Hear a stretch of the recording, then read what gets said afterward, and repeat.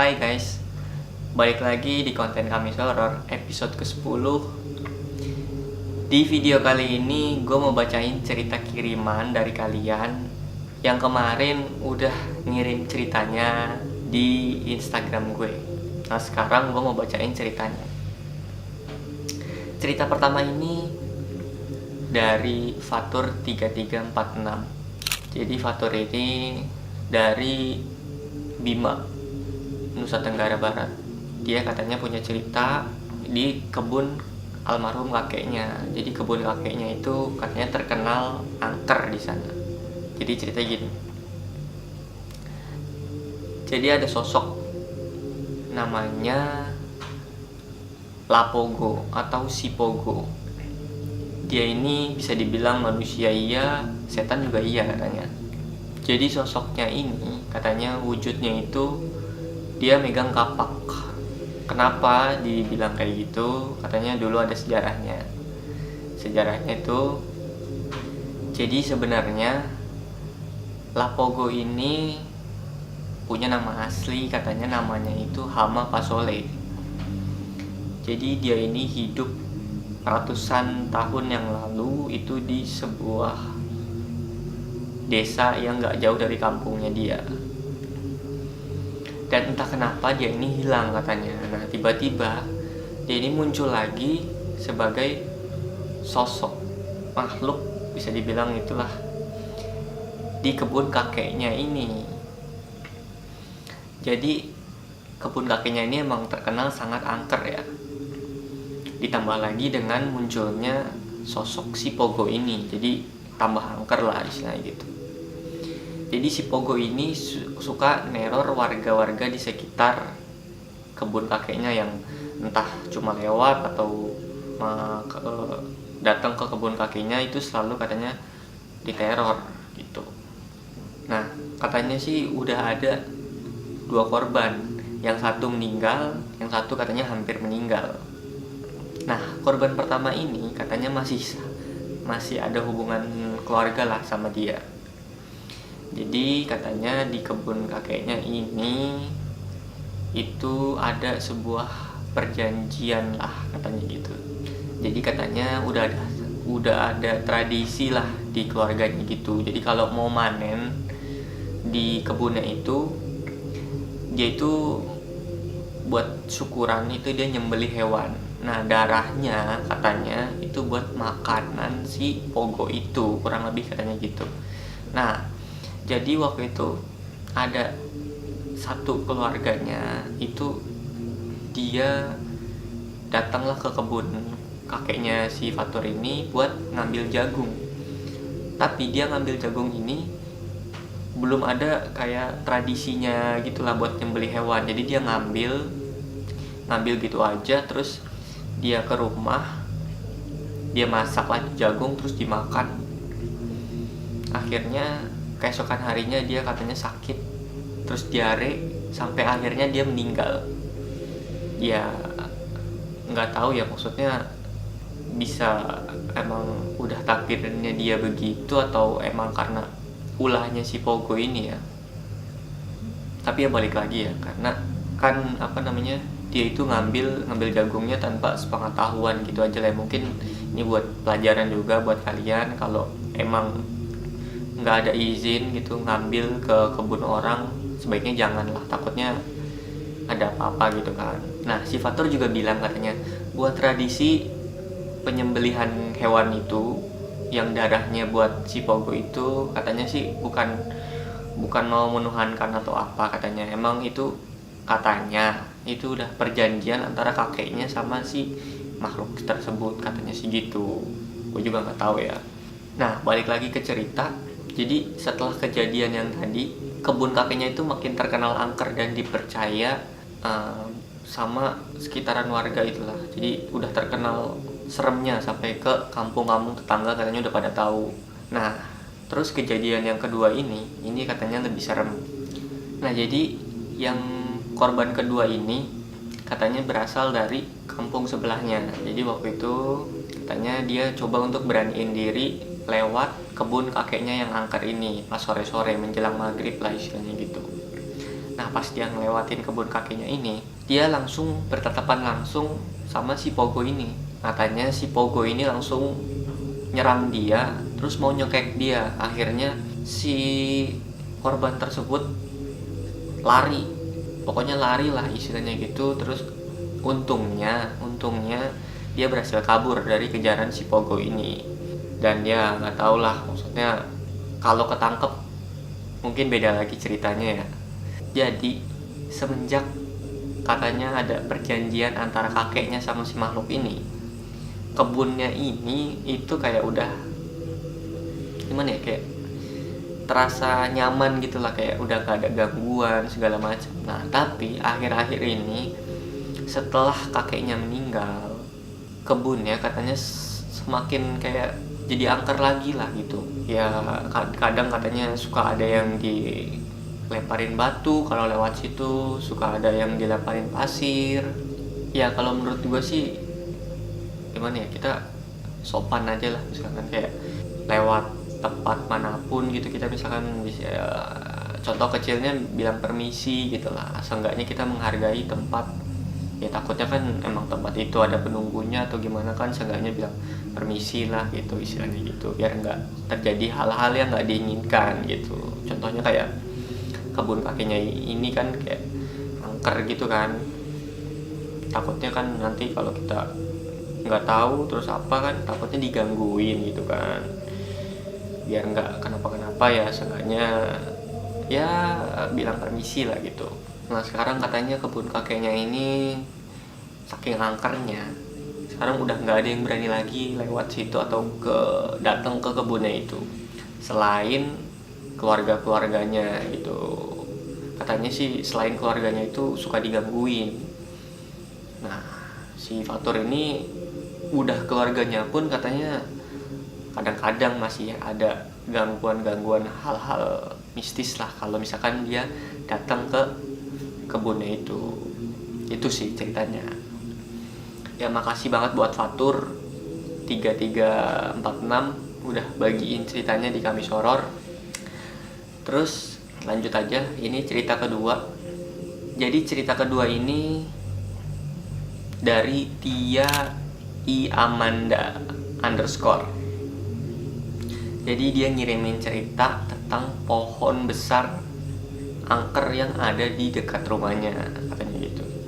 Jadi waktu itu pas tahun 2015, cerita ini katanya tahun 2015. Waktu pas itu dia masih jadi mahasiswa katanya. Nah waktu itu dia disuruh buat bikin bendera istilahnya gitulah, buat acara 17 Agustus di kampusnya. Nah karena banyak, jadi dia minta tolong buat bantuin bikin lah gitu ke teman-teman dekat rumahnya.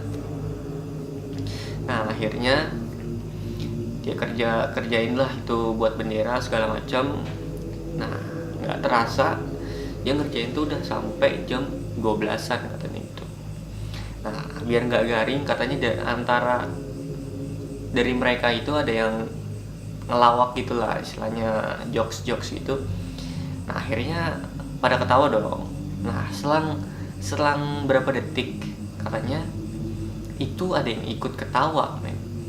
Nah karena dia pikir cuma si Tia ini yang dengar suara itu, jadi dia diam aja lah gitu, langsung lihat ke pohon manggisnya, ke arah pohon manggisnya, langsung lihat ke sana.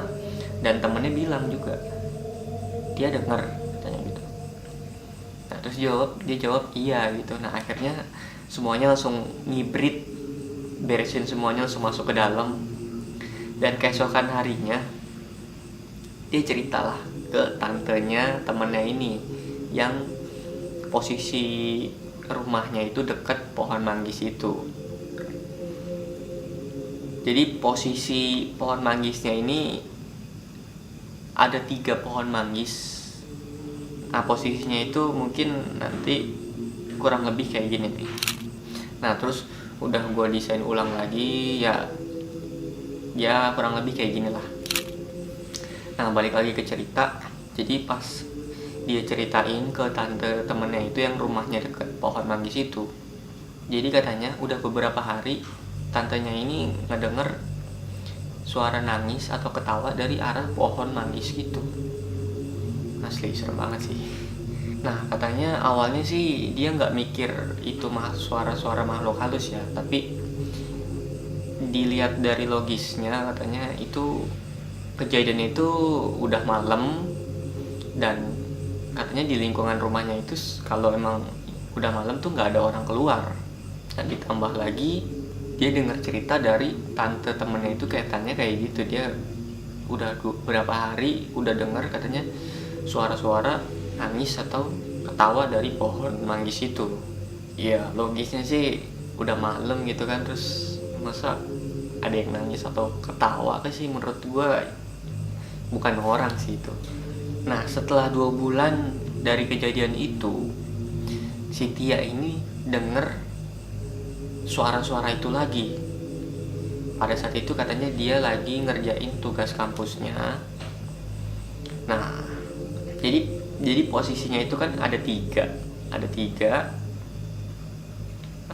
pohon. Nah jadi yang 2 pohon di persimpangan jalan itu katanya udah ditebang, sisa 1 pohon yang dekat rumahnya. Nah setelah pohon itu ditebang, jadi dia waktu itu lagi ngerjain tugas kampusnya ya, sekitar sampai jam 1 atau jam 2an.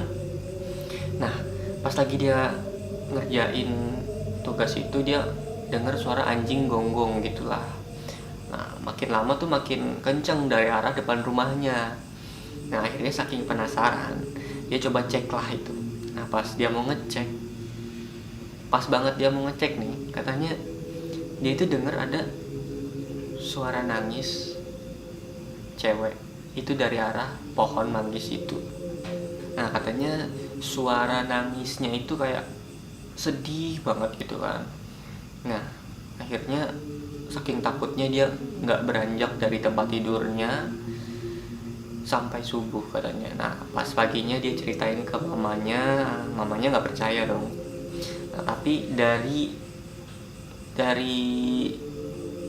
ibu-ibu sekitar situ katanya semalam dia dengar kejadian itu, katanya sama dengar suara-suara kayak gitu juga. Nah sampai temennya itu dengar katanya ada suara nangis itu lewat di depan kamarnya persis. Asli serem banget sih. Nah mungkin ya, jadi mungkin menurut gua itu sosok makhluk yang ada di pohon manggis yang di pinggir jalan itu. Jadi kan pohon manggis yang 2 itu udah ditebang buat pelebaran jalan. Nah itu mungkin jadi kemana-mana gitulah istilahnya kayak gitu. Nah usut punya usut, jadi katanya dulu ada cerita yang punya pohon manggis itu, katanya itu dulu bunuh diri di bawah pohon manggis itu karena katanya suaminya ketahuan selingkuh. Akhirnya dia bakar diri di bawah pohon manggis itu. Asli serem banget sih ini menurut gue. Nah semenjak kejadian itu katanya jadi pohon itu jadi ada yang nungguin gitulah istilahnya. Jadi kalau misalkan ada warga yang ngelihat, bukan ngelihat sih, kayak ngelewatin pohon manggis itu, katanya suka digangguin, katanya sih gitu. Nah dia juga ngirim fotonya, jadi kurang lebih kan kayak foto yang 2 pohon manggis itu kan udah ditebang. Nah yang foto satunya yang dekat rumahnya itu masih ada, dan dia ngirim fotonya nih, kurang lebih ya fotonya tuh kayak gini. Gila serem banget kan. Nah menurut gue tuh ini ceritanya serem banget dari Tia Amanda. Terima kasih buat Tia udah ngirim ceritanya. Terus langsung ke cerita ketiga. Jadi cerita ketiga ini dari Dani_Givari. Jadi waktu itu dia nge-DM gue buat bagiin ceritanya. Cerita ini katanya dari temennya, namanya Gilang. Jadi waktu itu si Gilang ini jenguk saudaranya ke rumah sakit, katanya ada saudaranya itu kecelakaan lah istilahnya gitu. Nah terus kaki saudaranya ini patah karena kecelakaan itu. Nah akhirnya kayak diperban gitu, terus dikasih beban, terus kayak digantung gitu lah biar nggak gerak gitu kakinya. Nah sekitaran setengah dua, ini setengah dua siang masalahnya. Nah terus nggak sengaja si Gilang ini ngelihat ke arah sudut tembok. Nah pas dia ngelihat itu katanya ada sosok katanya sih rambutnya panjang, matanya merah, terus ngeluarin darah gitu, asli serem banget. Nah terus dan lebih seremnya katanya makhluk ini tuh ada talinya gitu di leher, mungkin ya bisa dibilang ya korban gantung diri gitulah. Nah katanya gitu. Nah terus sosoknya ini katanya pakai baju putih juga.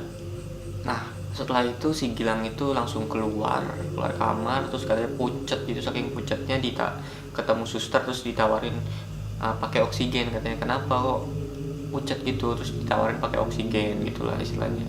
Nggak kebayangkan sampai ekspresinya si Gilang itu sampai gimana habis ngelihat sosok itu.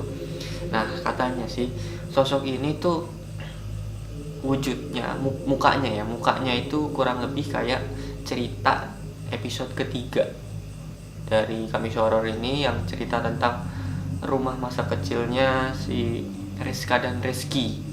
Jadi sosoknya kurang lebih kayak gini nih, asli serem banget sih itu menurut gue.